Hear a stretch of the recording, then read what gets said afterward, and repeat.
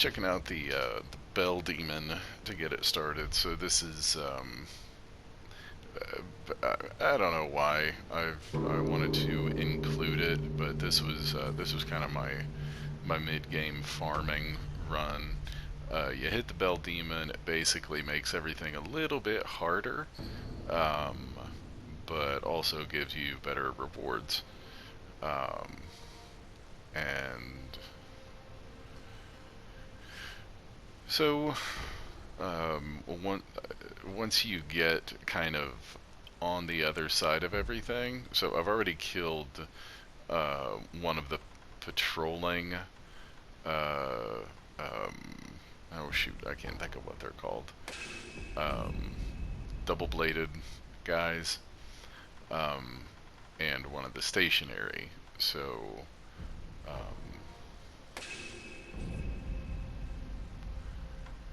Pop the balloons.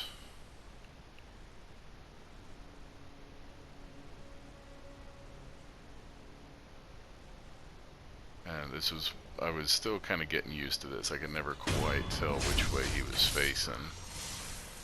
Oh, and I don't have the puppeteer ninjutsu yet. That's another little thing I use a lot.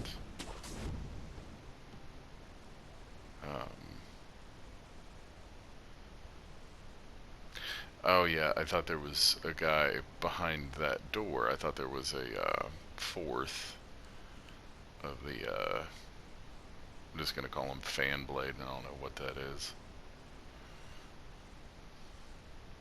I am dragging this out, but this is a good time to, so, giving Sekiro a 7 while I give one of my most reviled games, Dark Souls 2, an 8.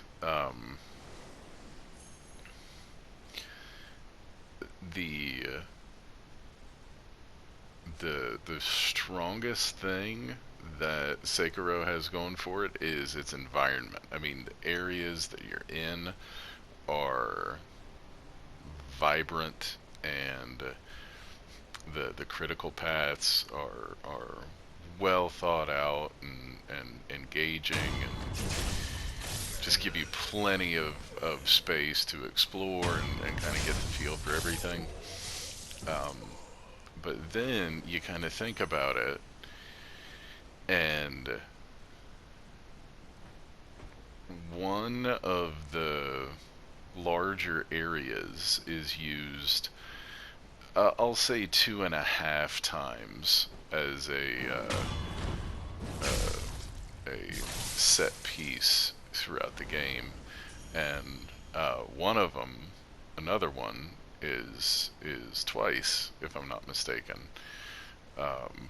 So the main tower, you gotta get there, you gotta get up there for the Genichiro fight, and then you gotta get back down there for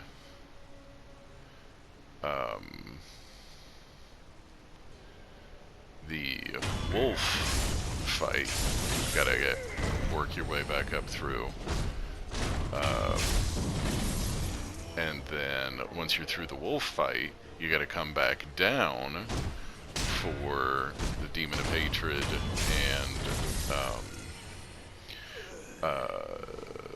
the Genichiro Ishin fight. So like, those 3 big set pieces are all at the same area, including that entire area, or 2/3 of that entire area, is the tutorial spot. So yeah, I mean, like, 3 major instances, the same area is getting used. And then what is the spot I'm thinking of, where you got to go through it 2 different times? Maybe I'm crazy.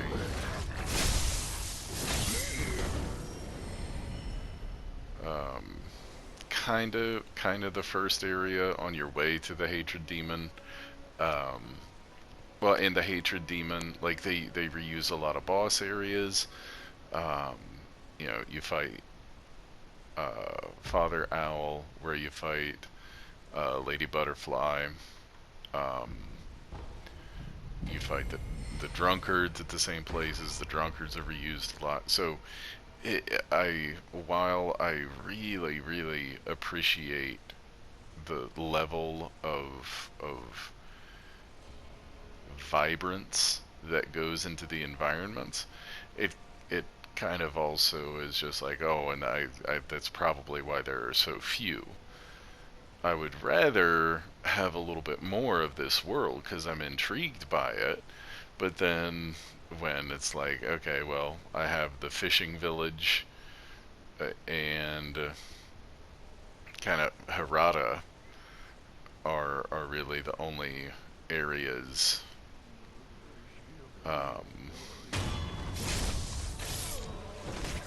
It just kind of I'm not gonna say disappointing, but just kind of a missed opportunity that could have made this game great. I think kind of my only criticism about Bloodborne is that it kind of gets away with the whole dream and nightmare motif a little bit too much.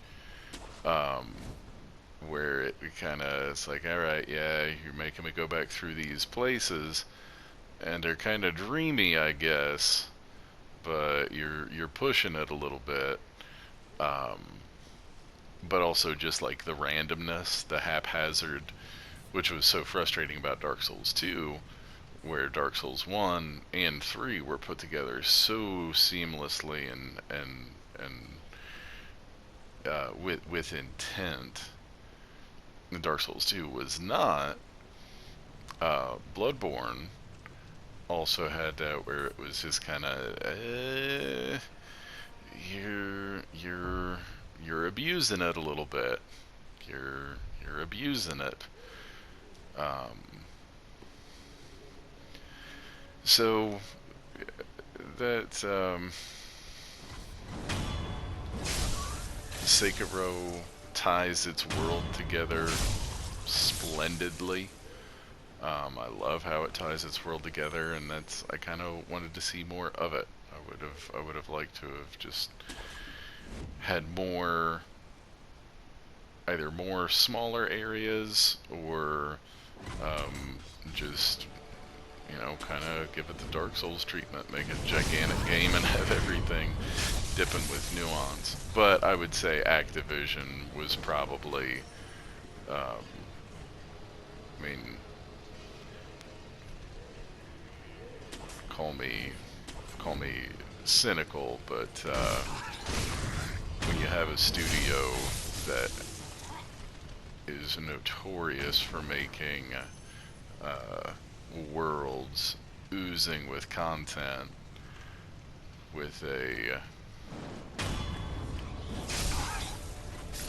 publisher known for squeezing the bottom dollar,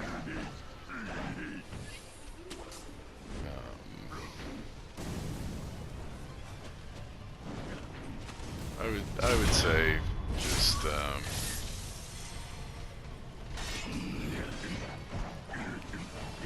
they good, just prudent management. I think you see that a lot with FromSoft. Going back to freaking Demon Souls, and probably, you know, part of the whole reason they probably created the Souls. Just a nice broad template that you can do all kinds of different things off of.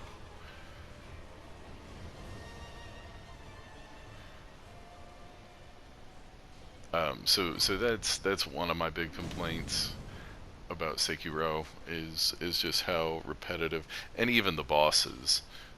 You know, the hardest bosses. You fight Owl twice. You fight Genichiro twice. Ishin is the final boss in some form or another, multiple times. It just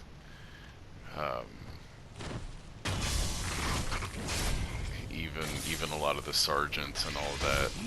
It's kind of just like different spins on the same kind of thing. Again, just kind of a bummer to see all of this stuff that has the personality, that has the character, but just kind of stop short from seeing what else they can really come up with for this world. What else exists here?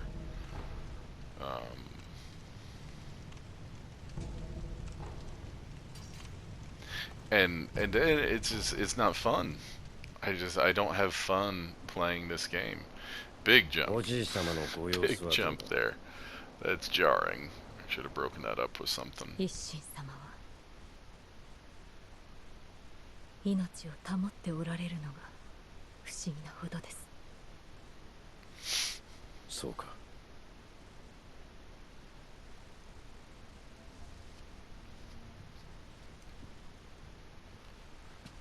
ミコよ、もう一度言う。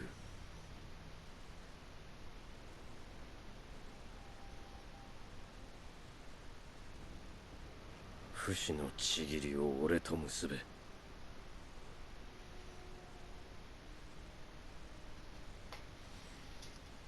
できませぬ、源一郎殿。たとえひとたび敗れるとも、命を落とし、主を必ず取り戻す。それが我が忍びなれば。Boom。お迎えに参上いたしました。今しばらく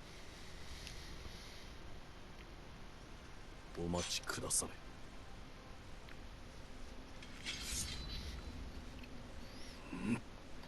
I legit thought it was about like 11:45. Look at my phone, it's 9:20. 貴様を殺しきらぬ限り、流因を我が手にはできぬようだ。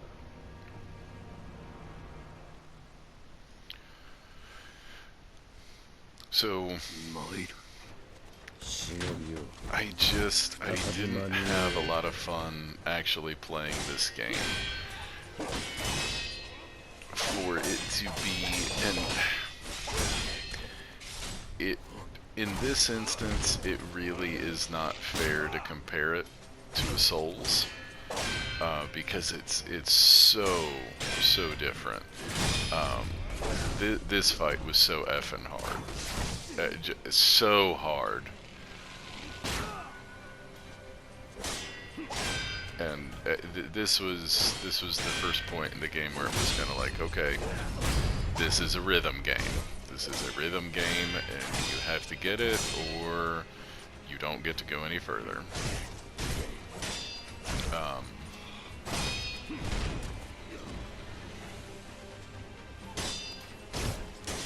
But for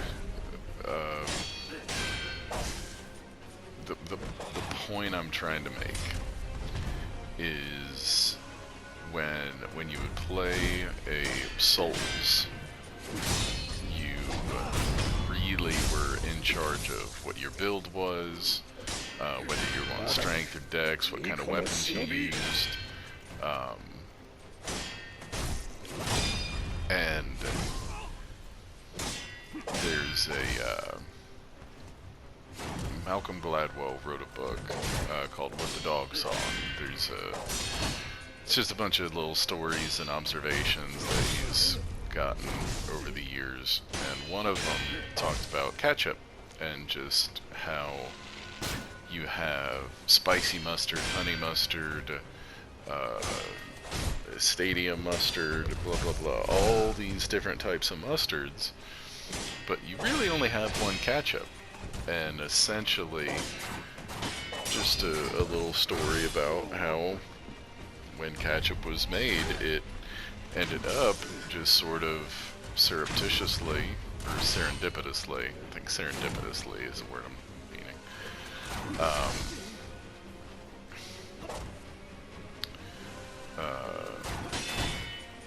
do I win win this fight?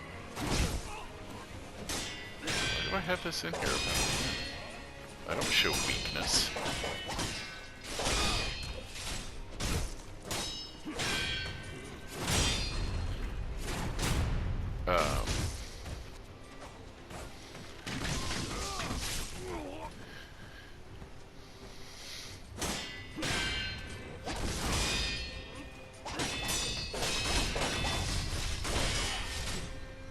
Got silly.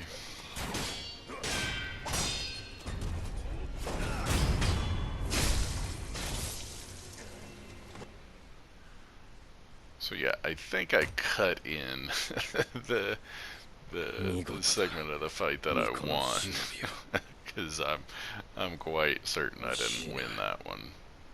主を変えるつもりはないか。ざれ言。ざれ言だと。俺はこのアシナを守るためならば。Bit of a badass, if we're being completely honest. どのような異端の力であれ、従えてみせる。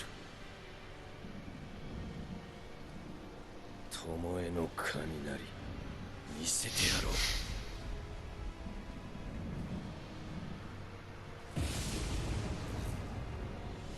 So essentially, my point is, it seems to me that, like, Dark Souls, traditional, straight-up Dark Souls,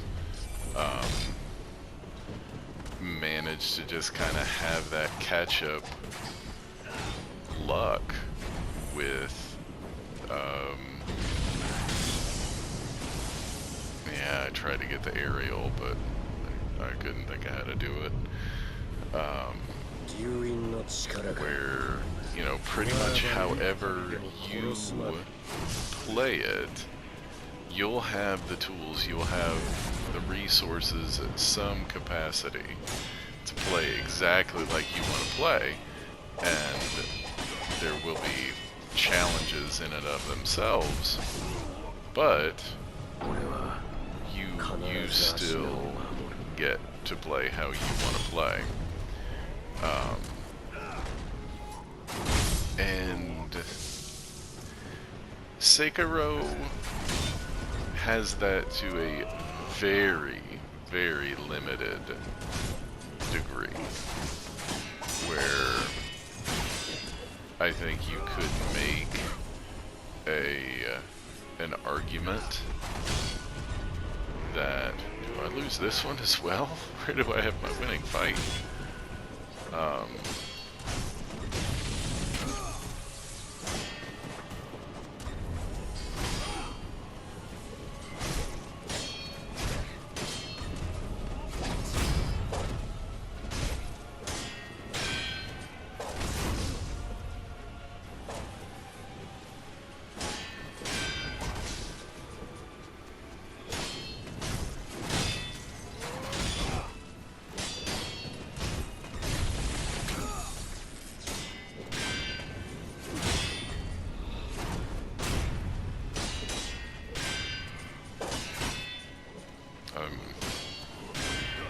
Enamored.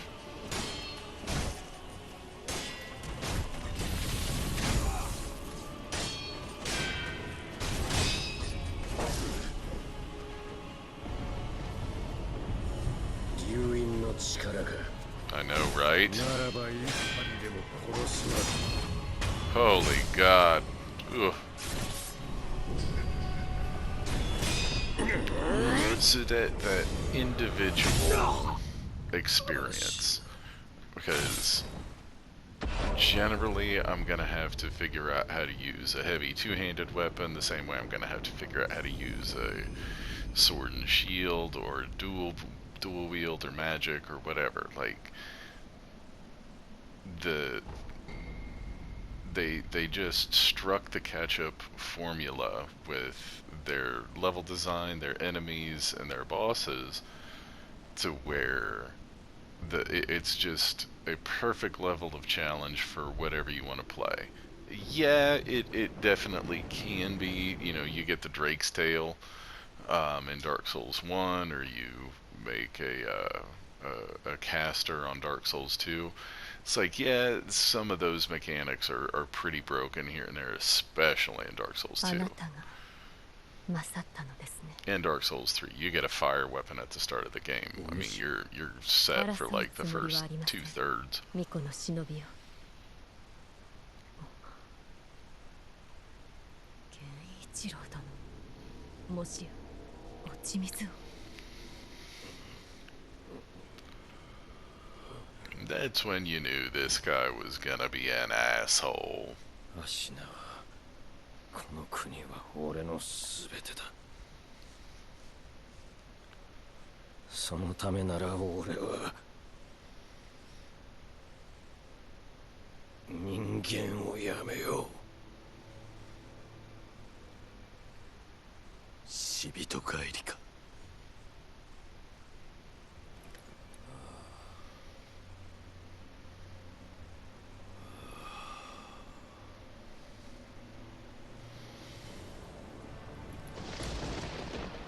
さらば